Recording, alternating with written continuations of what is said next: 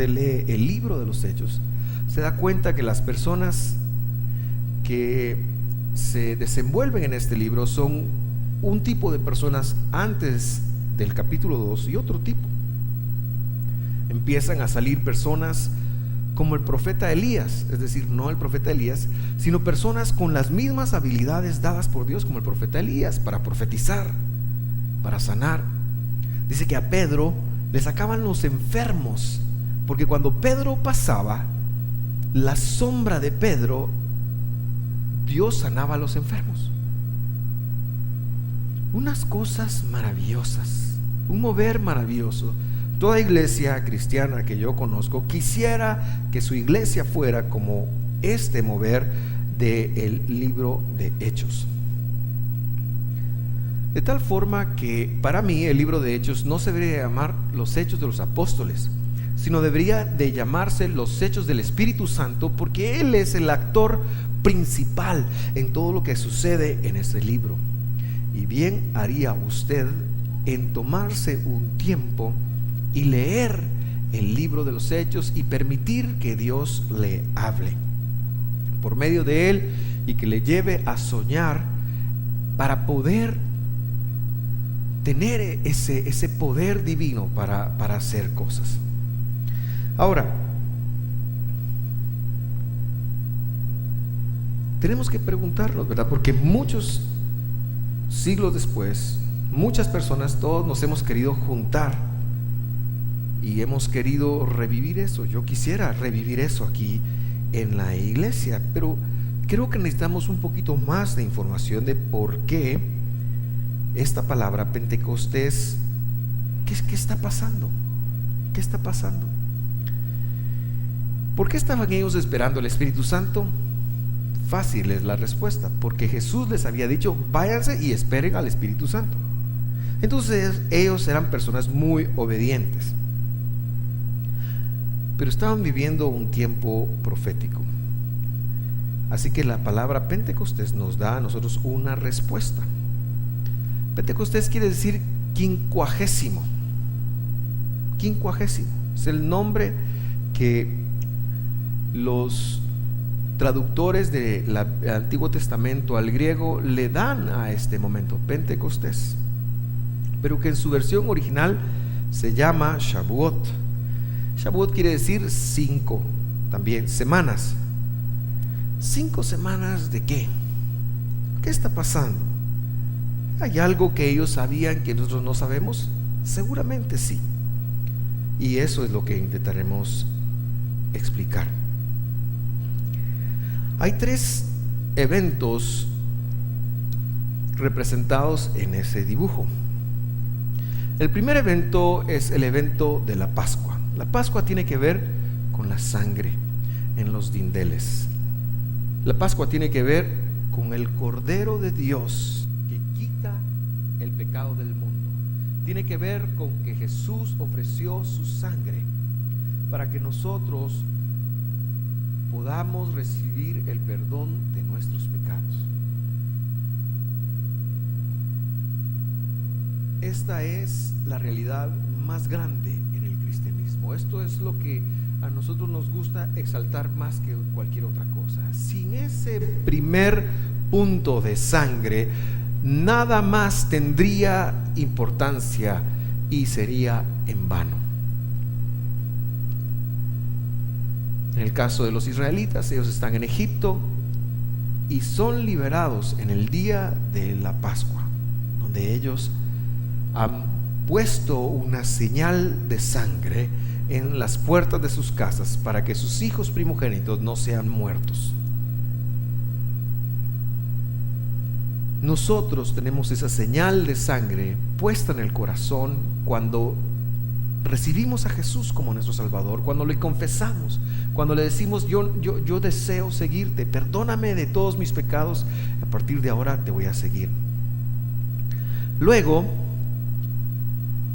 el segundo punto tiene que ver con el bautismo, que en el caso de los israelitas ocurrió cuando ellos atravesaron el Mar Rojo. Ahí pasaron a través del agua.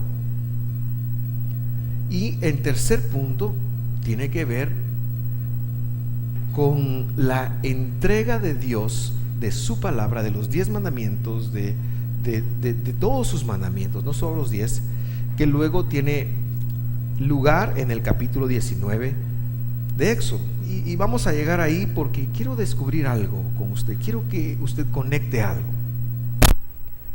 Pero Dios después le habla a su pueblo y les dicen: esto es un proceso. Yo necesito que ustedes lo trabajen como un proceso. Nosotros estamos tan acostumbrados a vivir nuestra vida en base a eventos, y por eso yo les recomiendo: agarren su cumpleaños, en su cumpleaños se sienten a pensar cuál es el propósito de su vida. ¿Qué nos diferencia a los seres humanos de los animales?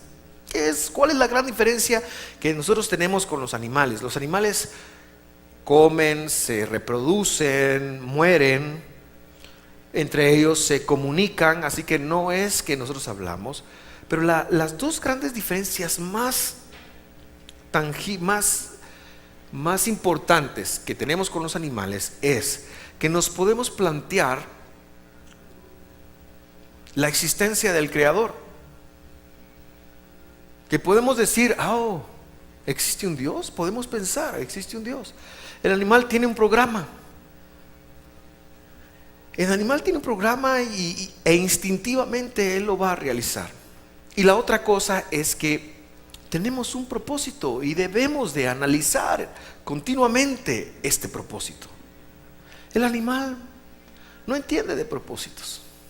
El animal va con su instinto y se desarrolla con su instinto en la casa, y por medio de ese instinto. Ayer estaba yo tratando de ver la Eurocopa y no se llega a poner enfrente del televisor, pues. Yo estaba acostado en mi cama y enfrente tuve que pedirle amablemente que se fuera. Lo hice amablemente. Pero la idea de esto es que nosotros, como seres humanos, podamos apartarnos de nuestro instinto automático, de nuestro instinto animal, y podamos entender que esta tierra tiene un propósito, que es mucho más de lo que nosotros hacemos todos los días, que es mucho más de levantarnos, bañarnos, trabajar, dormir, comer, etcétera, etcétera. Muchas cosas que nosotros hacemos automáticamente. Que nosotros nos acerquemos al Señor y que le digamos: Padre, ¿cuál es mi propósito en la tierra? Que podamos razonar al respecto, que podamos evaluar al respecto, que podamos pensar al respecto. Dios tiene un proceso contigo.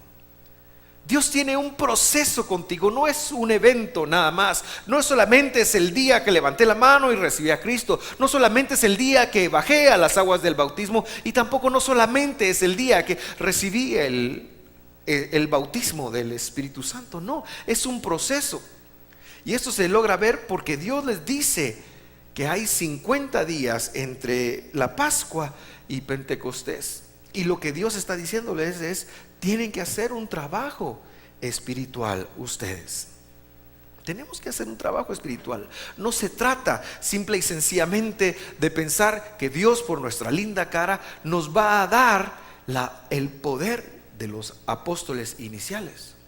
No sé de algún movimiento que haya podido reproducir esto de la misma manera, pero sí sé de muchos que lo anhelamos con todo el corazón, y de cualquier manera todavía no sé de alguien. Sí sé que hay movimientos que Dios utiliza para sanar y para bendecir a otras personas con milagros, pero un movimiento como el de la iglesia de Hechos todavía no sé. Y yo creo que las diferencias están en que ellos sabían que era un proceso de Dios y que ellos estaban acatando ese proceso de Dios. Como les dije, el Éxodo 19 nos lo va a aclarar mucho. En el capítulo 19 y versículo 4, la Biblia dice: ustedes vieron lo que hice con los egipcios. Saben cómo los llevé a ustedes sobre alas de águilas y los traje hacia mí. Ahora bien, mire cómo es Dios. Si Para los que saben inglés, este no es un yes, este es un if. If.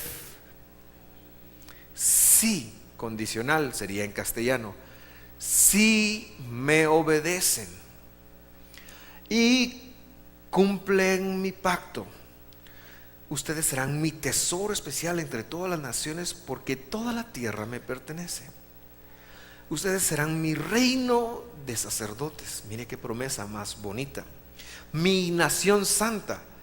Pedro la vuelve a repetir para usted y para mí en su primera carta, capítulo 2, versículo 9.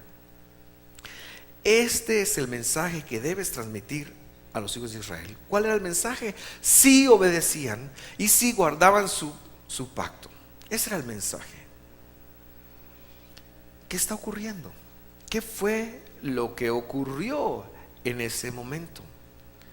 Si usted se dedica a leer el capítulo 19 con un poquito de conocimiento de la cultura, va a ver que lo que Dios les ofrece a los israelitas es una relación la más íntima de todas las relaciones. Para los seres humanos, ¿cuál es la relación más íntima que podemos llegar a tener? Ayúdeme. Con el esposo, con la esposa. Esa es la relación más íntima. No existe más relación más íntima. Anoche precisamente les decía yo a mis hijas: miren, muchachos, ustedes un día se van a quedar y me tengo que quedar con su mamá. Es la ley de la vida. Yo quisiera retenerlas, comprarme una pistola, tener qué sé yo. Se van a ir. Un día va a venir un hijo del Señor que se va a llevar a la niña. Así es. Estoy orando por ese hijo del Señor para que sea verdaderamente un gran hijo del Señor. Y los que tienen hijos deben de orar por eso. Con el perdón de ustedes, un pequeño paréntesis. Los que tienen varones, oren por sus hijos para que encuentren mujeres que les ayuden a conectar con Dios. Una mujer, una mala mujer en la vida de nuestros hijos le arruina la vida. La esposa o te levanta o te hace trizas. No hay término medio. ¿Por qué están riendo? Yo estoy muy en serio. Sí, una esposa o te levanta o te hace pedazos. No hay término medio, no hay. Por eso, oren por sus hijos para que encuentren mujeres que los levanten, que los catapulten a las cosas de Dios sobre todo. Y por nuestras hijas también, ¿verdad? Primero porque ellas van a ser las que levantan o destruyen, pero también para que un hombre de Dios se conecte con ellas. Cierro el paréntesis. Lo que estoy tratando de decir es que Dios lo que le estaba proponiendo a su pueblo era un matrimonio. El Pentecostés lo que es una aceptación del pueblo de Dios de intimar en la relación más profunda que puede existir, como lo es una relación conyugal. Si Dios se quiere casar con su pueblo, Dios se quiere casar con su pueblo. Ahora, tomo esta analogía para que usted entienda o conectemos el tema de lo profundo que Dios quiere. Pero hay un problema. ¿Cuántos han tocado alguna vez a Dios? ¿Cuántos han tocado alguna vez a Dios? ¿Verdad que no? Al esposo se puede hacer contacto, se puede tocar, se puede saber que está ahí. Uno puede palpar y es agradable, ¿verdad? Sobre todo en la noche cuando uno está dando vueltas, no puede dormir y ¡pum! Despierta al cónyuge. Ahí está, ¿dónde está? Y qué sé yo. Pero a Dios no lo podemos tocar, porque Dios es espíritu. Hablando de matrimonio, hasta nos pusieron una canción de parejas aquí a la par. O sea, todo está planificado, tranquilos. La voy a cantar. Yo me siento como un héroe. Mejor sigo porque suena mejor él. Versículo 7. Entonces Moisés regresó del monte y llamó a los ancianos del pueblo y les comunicó todo lo que el Señor había ordenado. Versículo 8. Y todo el pueblo respondió: haremos todo lo que el Señor ha ordenado. Es decir, aquí hay una propuesta matrimonial. La aceptan, el pueblo dice todos juntos por medio de sus ancianos: sí, nos queremos casar con Dios. Por eso nos cuesta llegar a tener el poder de la iglesia primitiva, porque ellos no entendían que lo que iba a ocurrir es que ellos iban a matrimoniar con Dios. La luna de miel tan maravillosa que es, ¿verdad? Nosotros nos fuimos de viaje con la señora en la luna de miel. Hasta en el baño quería estar yo con ella, así con cara de salite. ¿Me voy a entender? Me estoy dando a entender, hermanos. ¿Me estoy dando a entender lo que quiero decir? Ellos aceptaron la propuesta divina de llevar la relación a lo más profundo, a lo más íntimo. Entonces Moisés llevó al Señor la respuesta del pueblo.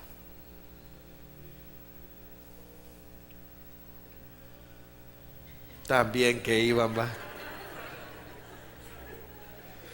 No cabe la duda que la Biblia es verdad cuando dice: maldito el hombre que confía en el hombre. Solo en Dios podemos confiar. Ok, sigo leyendo mejor. Ahora ignore la música. El versículo 16, adelante un poquito. En la mañana del tercer día retumbaron truenos. ¿Qué fue lo que los discípulos oyeron en Hechos 2? Oyeron truenos. Es lo mismo. Y destellaron relámpagos, y una nube densa descendió sobre el monte. Se oyó un fuerte y prolongado toque de cuerno de carnero, y todo el pueblo tembló. Así como la pareja que está nerviosa porque se va a casar y no sabe qué va a pasar después. ¿Qué es lo que está ocurriendo? Está ocurriendo que lo espiritual se está acercando a lo físico. Es un punto de encuentro entre el cielo y la tierra. Pero mejor sigamos leyendo. Moisés llevó a la multitud fuera del campamento para encontrarse, pero muy bien podríamos leer: desposarse con Dios. Y todos se pararon al pie de la montaña. El monte Sinaí estaba totalmente cubierto de humo, porque el Señor había descendido sobre él en forma de fuego. ¿Y qué fue lo que recibieron aquellos? Unos llamas en forma de fuego. Es lo mismo. Nubes de humo subían al cielo como el humo que sale de un horno de ladrillos, y todo el monte se sacudía violentamente. Una vez estábamos en una reunión en casa, estaba un hermano acá y empezó a temblar. Yo hubiera querido que usted viera su cara. Todos estábamos confiando en el Señor menos él. Por eso no digo el nombre, pero los que estaban ahí saben quién es. Se sacudía violentamente. Por supuesto que eso va a dar temor. Por supuesto que uno dice: ¿Qué está pasando? Si supuestamente en Dios todo es tuanis, decíamos en mi tiempo, chile dicen ahora. Todo es agradable. Pero lo que pasa es que Dios se manifiesta como Él haya decidido manifestarse. Versículo 19. A medida que el sonido de cuerno de carnero se hacía más fuerte, cada vez más fuerte, Moisés hablaba y Dios le respondía con voz de trueno. Es decir, Moisés sí le entendía a Dios, pero lo que los israelitas escuchaban era: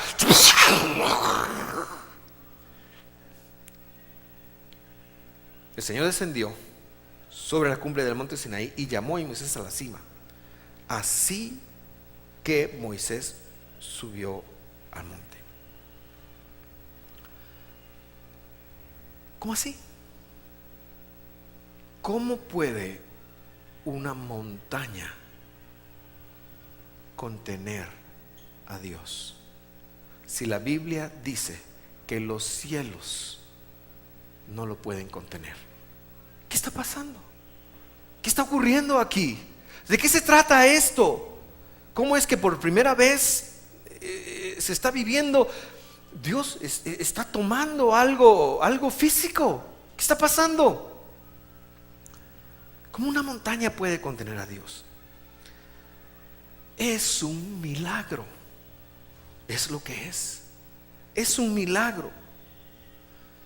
Dios es eterno. Dios es espiritual. Nosotros somos físicos. Pero también tenemos un elemento espiritual. Porque cuando una persona muere y ya su espíritu no está ahí, lo que hacemos es enterrarla. Porque lo que da la vida es la parte inmaterial, la parte espiritual del hombre. Dios es solo espíritu. Nosotros tenemos una parte espiritual o inmaterial y una parte física.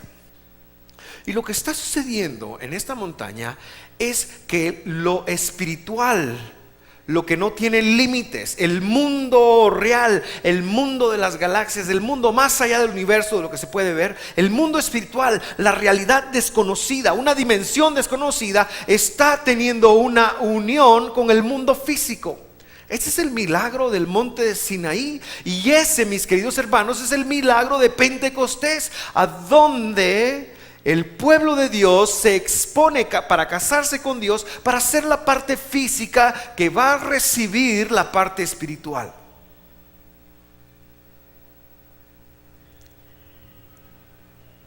Dos seres que se unen en intimidad. La figura del matrimonio es la figura correcta acá. En la mejor intimidad posible. El cielo y la tierra tuvieron un encuentro. Eso es lo que está ocurriendo. Eso es un milagro.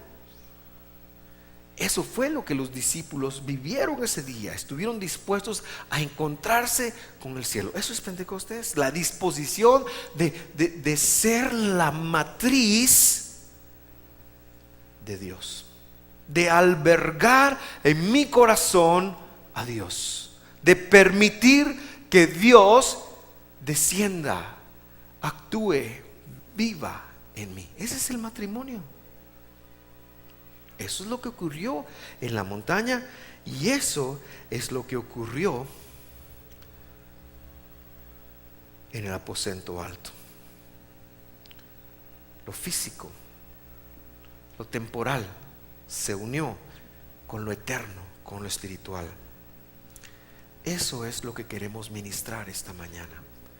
Sobre eso queremos orar esta mañana, para que usted disponga su corazón a ser el lugar donde la presencia de Dios viva. Es impresionante. Es impresionante. Es impresionante. Lo más impresionante es que es lo que Dios quiere hacer. Muchas veces en contra de nosotros. Muchas veces a pesar de que Dios sabe que el día de mañana se nos va a olvidar, lo vamos a ignorar y ni lo vamos a buscar. Que esa fue la historia del pueblo, pero no fue la historia de los apóstoles. Esa es la gran diferencia. El pueblo de Dios a los 40 días, ni terminada la luna de miel, ya estaban adulterando con una vaca sagrada. 40 días después. Usted lo puede leer, eso está en Éxodo 32 o 36. Ya me va a corregir Andrea, por favor.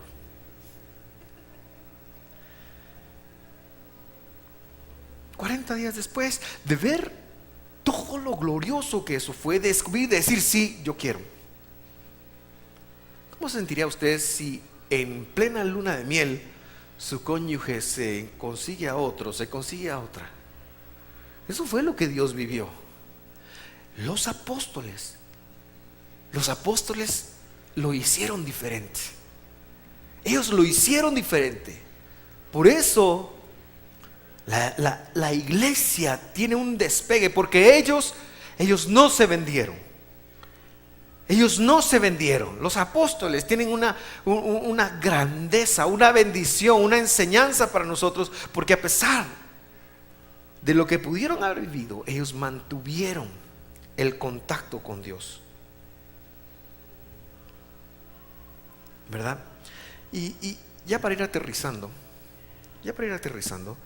quiero hablarle específicamente de uno de ellos, Felipe, uno de los apóstoles.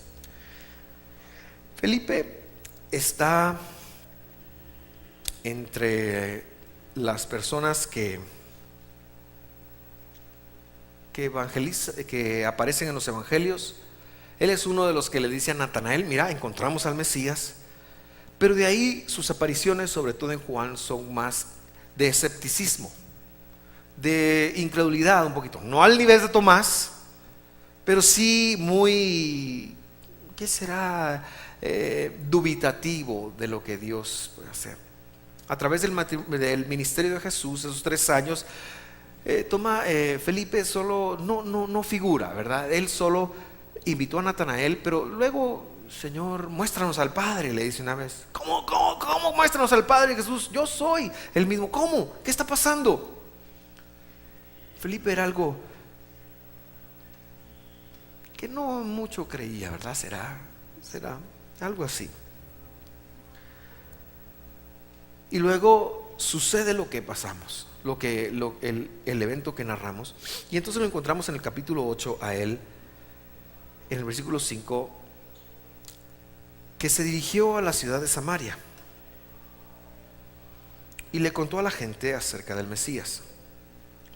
Las multitudes escuchaban atentamente a Felipe porque estaban deseosas de oír el mensaje y ver las señales milagrosas que él hacía. Él no perdió la comunicación, no perdió el contacto, ni perdió el poder.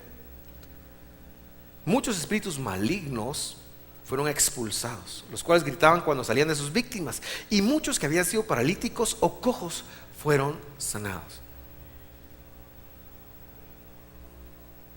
Estaba un hermano ministrando. No, ese es chiste, a lo mejor no se lo cuento. Es que ya me acordé, sí. Cojos fueron sanados. Versículo 8. Así que hubo mucha alegría en esa ciudad. Cuando el cielo y la tierra se juntan en nosotros, 2 cosas van a suceder. Número 1, tenemos que tener un desarrollo espiritual, un crecimiento espiritual, personal. Es decir, cuando una persona acepta que lo espiritual de Dios venga a él, no puede quedarse siendo el mismo. Tiene que transformarse, tiene que crecer, tiene que ser mejor, tiene que aprender a controlar sus iras, tiene que aprender a controlar sus temores, tiene que aprender a transformarse. Una persona que está en un proceso con Dios es una persona que está en un proceso de transformación que es como la luz de la aurora, que va en aumento hasta que el día es perfecto. Hemos modelado mucho eso de la peor forma posible, y por eso hay gente allá afuera que no cree en Dios por culpa de nosotros, porque hemos levantado la mano, decimos que somos cristianos, decimos que vivimos eso, pero seguimos siendo las mismas personas que antes éramos. Queridos hermanos, eso no es posible. Eso no debería ser de esa manera.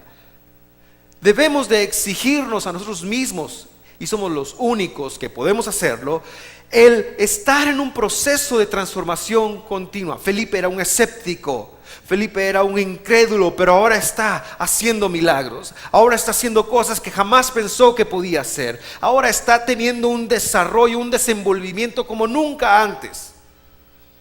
No se mida usted por cómo lo miden los demás o por la opinión de los demás. Yo entiendo muy bien eso, pero ¿sabe qué? Sí debe de medirse usted a usted mismo en cómo está usted siendo transformado. Si su fe es mejor que era hace algún tiempo, si su comportamiento es mejor que como era hace tiempo, si usted es más honesto, si usted es más dispuesto a decir la verdad, si usted ha aprendido a manejar la ira, si ha aprendido a manejar el ego, si ha aprendido a vencer los temores, si ha aprendido a ser una persona transformada. No se trata de decir soy evangélico. por Dios santo, no se trata de eso. Se trata de estar en una relación con Dios que me mejore a mí. Y que mi enfoque de mejorar sea yo mismo. Y de decir, necesito transformarme. Para eso nos ha dado el Espíritu Santo. Esa es la razón. Pero ¿qué hacemos? Estamos viendo los fallos de los demás. No cambian, no hacen. No, estamos mal con eso. Tenemos que reenfocar la situación y decir que somos nosotros los que debemos de transformarnos. Eso fue lo que le pasó a Felipe. Eso es como mantenemos ese contacto. Pero es tan fácil ver a los demás, es tan fácil juzgar a los demás, es tan fácil, es tan fácil. Y yo no digo que a veces no haya que evaluar cosas que estamos viviendo en la familia y poner límites y toda la cosa, pero debemos de hacerlo desde la plataforma de la transformación personal, el cambio individual. Tú eres responsable de transformarte a ti y nadie más. Luego eres responsable de colaborar con la transformación que los demás quieran tener. Pero tú eres responsable de transformarte a ti y nadie más. Y la otra cosa que lo evidenció es que él tenía un ferviente deseo de compartir al Mesías. Ahora, yo no estoy hablando. Fui a orar esta semana por un negocio que está en el Guarda, negocio de un hermano acá, y él estaba un poquito apenado porque cuando yo llegué y dejó el carro en un parqueo, pasamos unos 15 prostíbulos y las señoras estas están en la calle mostrando sus virtudes. Es desagradable y uno se siente como cohibido, ¿verdad? Yo solo esperaba que empezaran a hacer y me iba a chiviar. Y él hasta se disculpó conmigo. Disculpe, no tenga pena. Le digo, vamos a orar, yo a lo que vine, vamos a orar.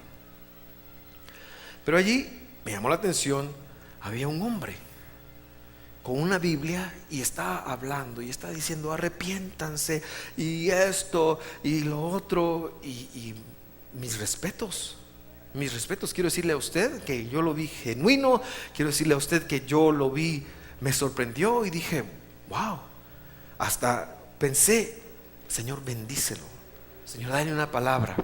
Está haciendo una labor. Entonces a veces pensamos que hablar del Mesías es tomar el llamado que este hombre tiene, pero yo no estoy hablando de eso. Lo que quiero dejar en tu corazón es que en donde tú te mueves, en tu área de influencia, en tu casa, para empezar, tú puedas demostrar tu cambio y que tu cambio sea por Jesús, y que tú puedas vivir tu cristianismo en tu casa, que tu esposa, tu esposo pueda ver tu transformación, pero que si no lo ve no importa, porque tú te estás transformando y estás siendo como el Mesías, estás siendo como Jesús. Esto es lo que Felipe hizo, que en tu trabajo, en donde tú estás haciendo las cosas, que las personas puedan ver tu transformación y enfatizo, puedan ver lo que tú estás haciendo.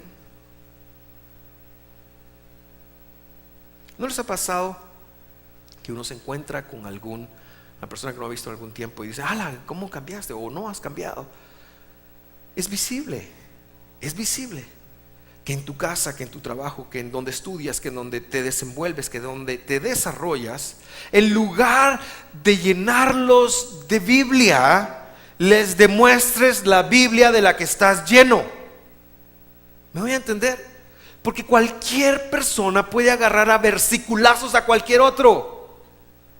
Y no se trata de eso. A veces vacunamos a las personas con la Biblia. A veces decimos, sí, yo me he visto con parejas, sí, pero la Biblia dice que te tienes que sujetar. Yo soy un cafre, pero la Biblia dice que tienes que sujetar. Y la pobre mujer está ahí como, sí, pero le contesta a otra, y agarramos la Biblia para nuestro provecho. Pero lo que no hemos entendido es que debemos de transformarnos y compartir a Jesús, el que creemos, el que modelamos.